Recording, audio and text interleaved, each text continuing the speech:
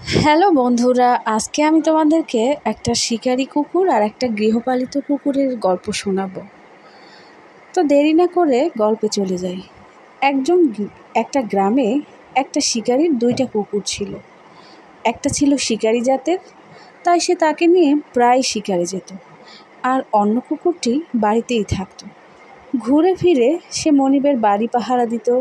সে ছিল নিতান্তই গৃহপালিত কুকুর, মানে বাসায় থাকা, বাসার মধ্যে পাহারা দেওয়া ছাড়া তার আর কোনো কাজই ছিল না। শিকারি কুকুর কিন্তু গৃহপালিত কুকুরকে সহ্য করতে পারত না, কারণ সে শুয়ে বসে কাজ না করে দিন কাটায় আর আরামে প্রভুর দেওয়া খাবার খায়। একদিন সে মনের জ্বালা সইতে না পেরে সে গৃহপালিত কুকুরকে ডেকে বলল, ওহে, তোমার কি লজ্জা ঘৃণা বলতে কিছুই নেই? গৃহপালিত কুকুর অবাক হয়ে জিজ্ঞেস করল, কেন কেন ভাই, আমি কি না জেনে কোনো দোষ করে ফেলেছি যার জন্য তোমার আমার প্রতি এত বিরূপ?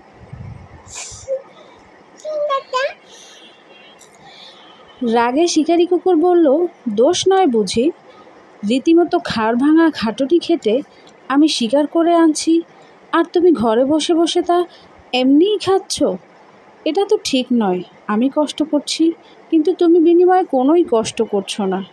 গৃহপালিত কুকুর বলল, তাই বলো, এ তো তোমার রাগের কারণ। দেখো ভাই, প্রভু যা খেতে দেয় আমিও তা খাই, এতে আমার দোষটা কোথায়? তিনি আমাকে বাড়ি পাহারার কাছে রেখেছেন, আর অন্যের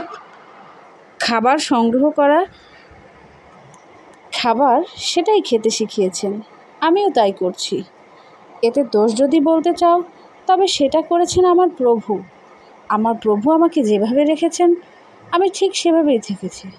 তোমার কথাগুলো আমাকে না শুনিয়ে আমার প্রভুর কাছে পেশ করা উচিত।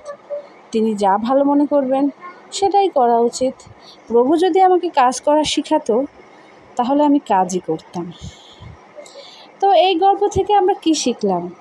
অভিভাবক ও শিক্ষকের দোষেই সন্তান বলো বা পরিবারের অন্য সদস্যরা বলো অলস হয়। আসলে আমাদের প্রত্যেকেরই উচিত নির্দিষ্ট কিছু কাজ ভাগ করে দেওয়া।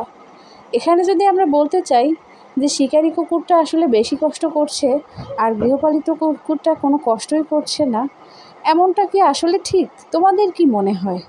জানাবে।